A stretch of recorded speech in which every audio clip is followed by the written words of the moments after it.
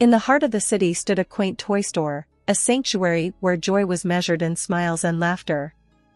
That's where my story begins, where fate decided to play its hand. I'm Lily, a 29-year-old who found solace among the aisles of toys, each one holding a story waiting to be told.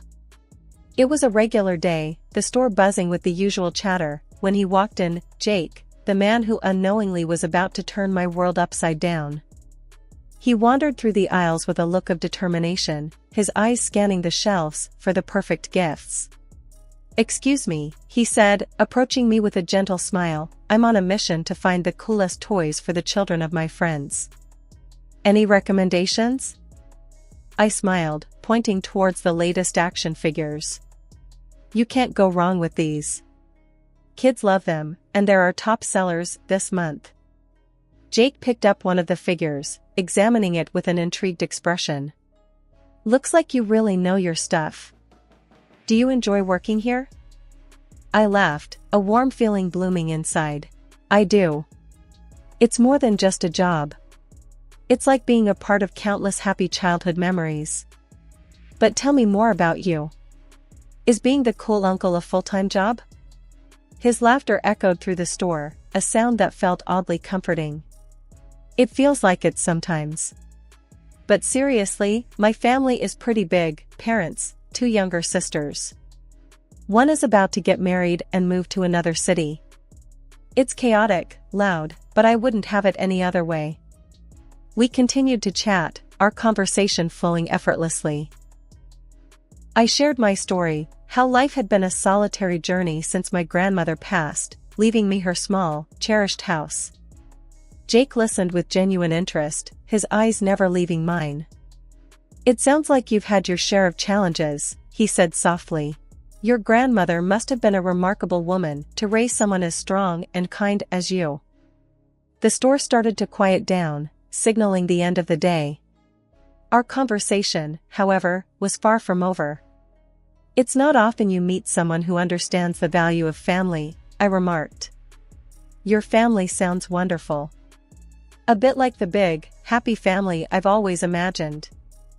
Jake's gaze held a warmth that made my heart skip a beat. "They are wonderful, and a bit overwhelming at times. But you know, maybe one day you could meet them. I have a feeling they'd love you." As we parted ways that evening, the air was thick with unspoken promises and possibilities. Little did I know, this chance encounter, this hopeful meeting, was the beginning of a journey full of unexpected twists and turns. The day I was to meet Jake's family, my heart fluttered like a butterfly in a garden of hope. Dressed in my best, I rehearsed conversations and imagined laughter-filled rooms. Jake held my hand as we walked up to his family's apartment, his grip reassuring yet tense. "Ready to dive into the circus?" Jake joked, trying to lighten the mood. I squeezed his hand, a nervous smile on my face. "As ready as I'll ever be. Just promise me they won't throw any pies." The door swung open to reveal a bustling living room. Jake's mom, a stout woman with sharp eyes, scrutinized me from head to toe. His dad, a towering figure with a booming voice, offered a brief nod. And then there were Sarah and Megan, Jake's younger sisters, their eyes glinting with something I couldn't quite place. "Family, meet Lily. Lily, this is the crew I warned you about," Jake introduced, a hint of pride in his voice. I extended my hand, my voice barely above a whisper. "It's so nice to meet you all. I've heard so much about you." Jake's mom was the first to break the silence. "So, you're the girl who's been keeping our Jake so occupied. Tell us about yourself. Jake mentioned you work at a toy store?" I nodded, feeling their eyes on me. "Yes, I love it there. It's like being surrounded by joy every day. And, well, I was raised by my grandmother. She left me her house, and that's where Jake and I—" Sarah cut me off with a laugh that felt more like a jab. "Raised by your grandmother, huh? That explains the antique vibe you've got going on. What is this, a retro fashion statement?" The room erupted with laughter. Jake's dad chuckled. "Good one, Sarah. Lily, you'll get used to our family humor. I forced a smile, my heart sinking. This wasn't the warmth I had anticipated. It felt more like walking into a frost. Jake tried to smooth things over. Come on, guys. Let's not start the roast just yet. Lily's got a great sense of style. Right, Lily? But the damage was done. The evening dragged on, each minute heavier than the last. Sarah and Megan's remarks, veiled as jokes, felt like thorns. Jake's parents, though not as overt, had a dismissiveness that stung. And Jake, bless him, seemed caught between a rock and a hard place, his laughter forced, his glances apologetic. As we left that night, the door closing behind us felt like the end of a performance I never wanted to be a part of. Jake's hand in mine felt distant, and the family I had hoped to embrace seemed like a mirage that had vanished, leaving behind a bitter aftertaste of reality. Sorry about that, Jake murmured as we walked down the corridor. They can be a bit overwhelming. But it'll get better, I promise. I nodded, the words tasting like ash. It's fine, Jake. Maybe it's just first meeting jitters. But deep down, I knew. This was more than jitters. This was a glimpse into a world I wasn't sure I belonged in. A world where warmth was replaced by cold judgment, and acceptance was a currency I didn't possess. And as we walked back to my quiet, humble house, I couldn't help but wonder if the fairy tale I had dreamed of was just that, a dream, now slowly dissolving into the disappointing introduction of reality. The evening I walked into my home, expecting the usual quiet comfort, only to find it disrupted, remains etched in my memory. The lights were on, a sure sign someone else was there. A sense of intrusion crept over me. I dialed Jake's number, my voice trembling with unease. Jake, I think someone's in our house. The lights are on, and you're not home. His laughter on the other end jolted me. Oh, that's just Sarah. I gave her our spare key. She wanted a place to chill. I stood frozen, disbelief and anger intertwining. You gave your sister a key to our house, without asking me? Jake's tone was dismissive. Come on, Lily. She's my sister. Plus, it's not like she's a stranger. As I entered the living room, there she was, Sarah, lounging on our couch, my personal laptop open in front of her. The sight felt like a violation of my private space. Sarah, what are you doing? That's my laptop, I said, my voice firm yet controlled. She didn't even bother looking up. Relax, Lily. We're family now. I figured what's yours is mine, right? That evening, when Jake returned, I confronted him. Jake, your sister can't just barge into our house and use my things without permission. It's not right. His response was infuriating. Lily, you're overreacting. She's just using the laptop. Don't make a big deal out of it. But it is a big deal to me, Jake. It's about respect and privacy, I argued, my frustration growing. Jake just shook his head. I don't see the problem here. She's family. You need to be more accommodating. From then on, Sarah's visits became a regular occurrence. She'd walk in whenever she pleased, treating our home like it was her own. It wasn't just the intrusion that bothered me, it was her complete disregard for our privacy. She'd leave dishes in the sink, move my things around, and never once asked if it was okay. Every time I brought it up with Jake, he brushed it off. She's just comfortable here. Isn't that a good thing? Why are you so hung up on these little things? But they weren't little things to me. They were the threads of respect and boundaries being pulled apart. My home, once my sanctuary, was now a free-for-all, and I felt like a guest in my own space. One day, I came home to find Sarah sprawled on the couch, a pile of her laundry on the living room floor. Sarah, this isn't a laundromat. You can't just do your laundry here, I said, my patience wearing thin. She rolled her eyes. Oh, please, Lily. It's not like I'm asking you to do it for me. Plus, your washer is way better than ours.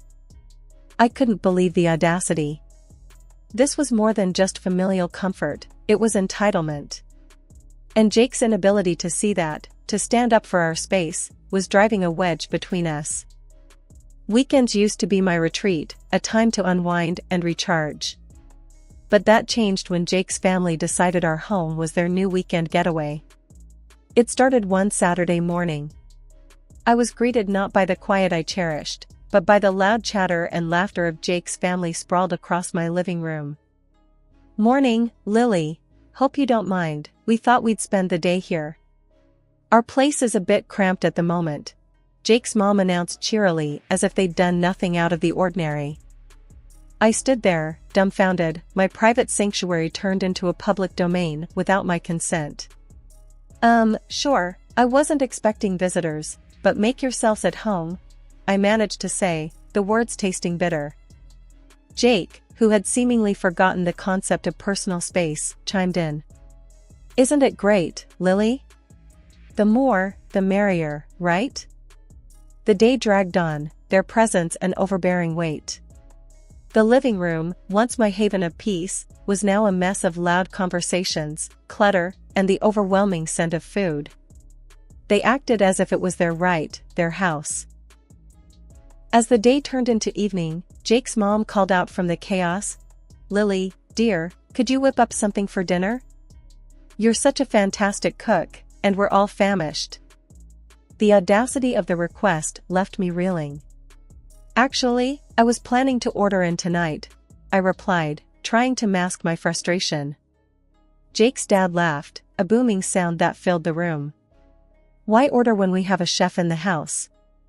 Come on, Lily, show us what you've got." I felt trapped, my own desires and comfort overshadowed by their imposing presence.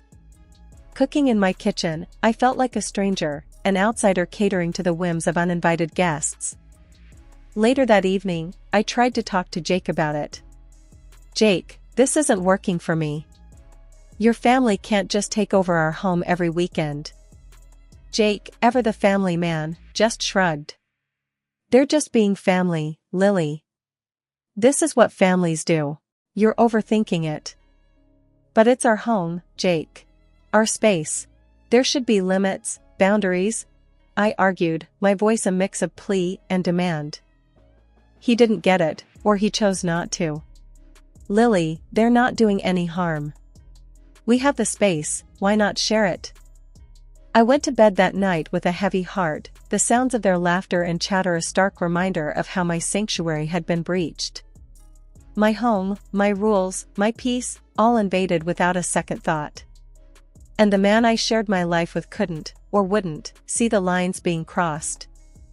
The once peaceful sanctuary of my home had become a battlefield, the air thick with tension and unspoken words. After countless disputes over the invasion of my privacy, I had retreated to my bedroom, the only space I foolishly thought was still mine. But even that last refuge was about to be snatched away. It was early Saturday morning, the kind of morning where the world should have been still and quiet. But tranquility was a stranger in my own home. I was jolted awake by the sound of my bedroom door being flung open. Disoriented, I blinked against the harsh light as the figures of Jake's parents loomed in the doorway. What are you doing?" My voice was barely a whisper, shock rendering me almost speechless. They didn't even flinch at my obvious discomfort.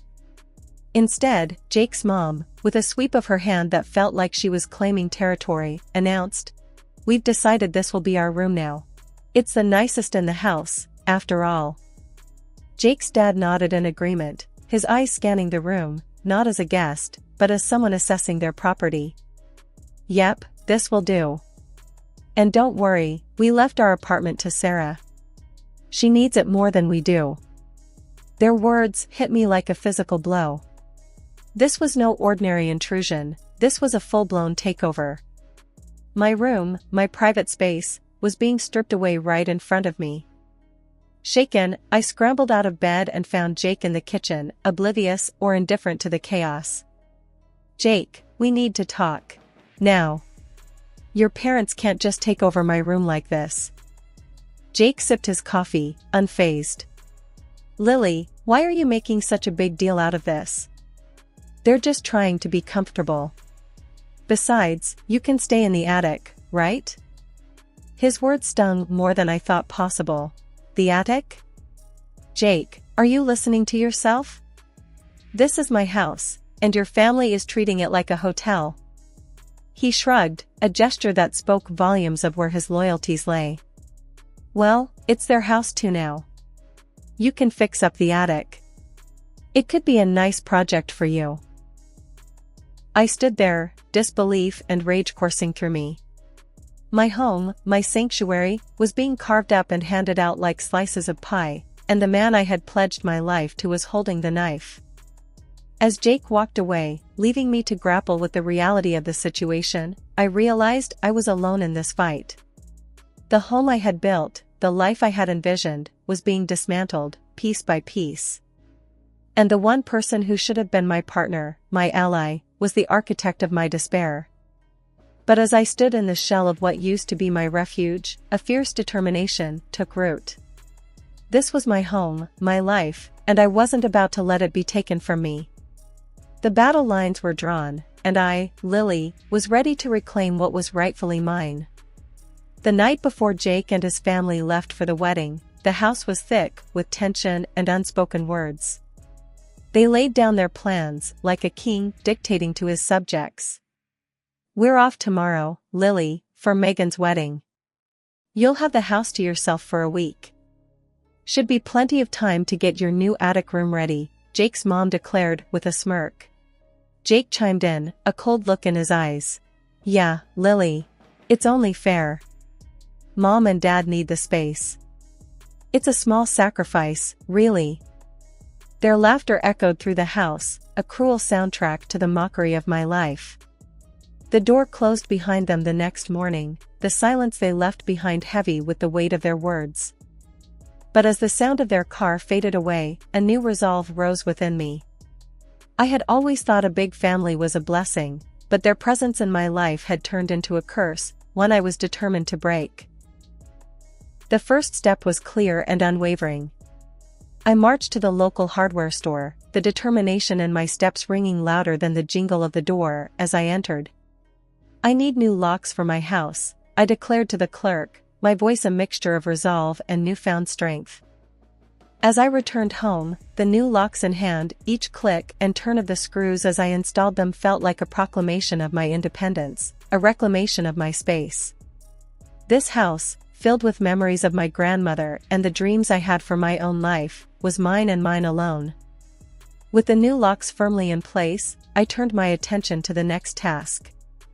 Jake's belongings, once scattered throughout the house, were methodically packed away. Each item I placed in the boxes was like shedding a layer of the life I no longer recognized. As the week passed, my anticipation grew. The day of their return loomed over me, but the fear that once might have gripped me had transformed into something fiercer, a readiness to confront whatever came next. And then the day arrived. The sound of their car pulling up, the confused voices as they found their keys no longer worked, the rising volume as reality set in, it was a symphony of my making. What's this, Lily? Playing games now? Open this door. Jake's voice was a mix of command and desperation, his words hammering against the firm resolve that shielded me. I opened the window slightly, my voice steady and unwavering. It's no game, Jake. It's reality. The reality where I reclaim my home and my life. Your things are outside. You can take them and go. His mom's voice cut through next, sharp and accusatory. You think you can just throw us out like trash? After we welcomed you into our family? The irony of her words almost made me laugh. Welcomed? No, you invaded, you disrespected, and you overstepped every boundary. This is my home, and it's time you all accepted that. The voices rose, a cacophony of disbelief and anger. Jake's dad, his voice booming, joined in. You can't do this to us, Lily. We're family. Family sticks together. I shook my head, a slight smile playing on my lips. Family respects each other. family supports and loves, not belittles and takes over. What you call sticking together felt more like being trapped. That's not family, that's a hostage situation.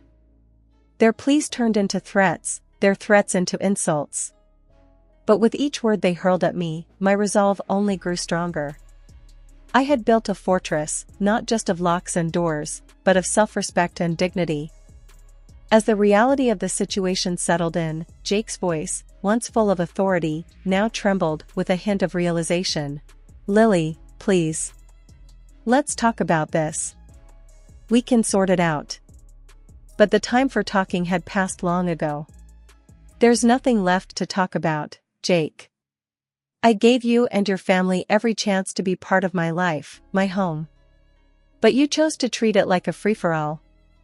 You chose to stand by and watch as they disrespected me, in my own home. That was your choice. Now, this is mine." The neighbors, drawn by the commotion, watched from a distance. Whispers and glances were exchanged, the drama unfolding before them, a stark reminder of how quickly the veneer of civility can crack. And when the noise became too much, when the insults and the banging on the door threatened to breach my newfound peace, I called the authorities. The arrival of the police was the final punctuation in a long and exhausting sentence. I explained the situation, my voice a testament to the journey I had been on. The officers, their faces a blend of sympathy and professionalism, turned to Jake and his family. "You need to leave now. If you refuse, we'll have to take further action." As they finally collected Jake's belongings and retreated, a profound sense of calm enveloped me.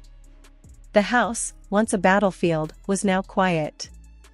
The door, once a revolving entry for disrespect, was now a barrier against it. A week had passed since I took a stand, the quiet in my home a stark contrast to the turmoil that had once reigned. I was sipping my coffee, the warmth a gentle reminder of the peace I had reclaimed, when a knock shattered the tranquility. It was Sarah, her face twisted in anger, standing on my doorstep like an unwelcome storm. "Lily, you think you're so high and mighty, kicking everyone out? You're nothing but a selfish, greedy woman." Sarah spat the words out, her voice dripping with resentment. I leaned against the doorframe, my stance firm. "Sarah, this is my home, and I will not be insulted in it. Your family overstayed their welcome, and I did what was necessary." She scoffed, her laugh harsh and jarring. "Necessary? You've turned everything upside down. I had the apartment to myself, and now? Now it's a circus again. Mom, Dad, Jake, all crammed in because of you." Her words were meant to wound, but I only felt a profound sense of relief. "That's not my problem, Sarah. You all made your choices, and now you're living with them." Sarah's face reddened, her anger a tangible force. "You can't just toss us aside like this. We're family." I shook my head, a sad smile on my lips. "Family doesn't treat each other the way you treated me. I gave you all chances, but you chose to ignore them. I deserve respect and peace in my own home." Her words became a blur, insults and accusations thrown aimlessly. But they no longer touched me. I had built a wall, not just of locks and doors, but of self-respect and resolve. As she continued her tirade, I realized the truth in her words. Her anger wasn't just about being thrown out, it was about the loss of her comfort, her space. And that realization only strengthened my resolve. After what felt like an eternity, I cut her off. "Sarah, this conversation is over. Your family's actions brought you to this point. I suggest you focus on finding a solution, instead of wasting your time here." With that, I closed the door, the sound a final note to her symphony of fury. I filed for divorce, my heart heavy but certain. Jake's pleas, his family's insults, all blocked and left behind. I was free, truly free, not just from their physical presence, but from the weight of their disrespect. I started to rebuild, my home once again a sanctuary, my life my own. As days turned into weeks, the memory of them faded like a bad dream in the morning light. My peace was hard-won, but it was mine, a testament to the strength I never knew I had. And in that peace, I found not just solace, but a profound sense of triumph. I had claimed my life back, one lock, one packed box, one signed paper at a time. And as I stood in my reclaimed space, I knew that this was just the beginning.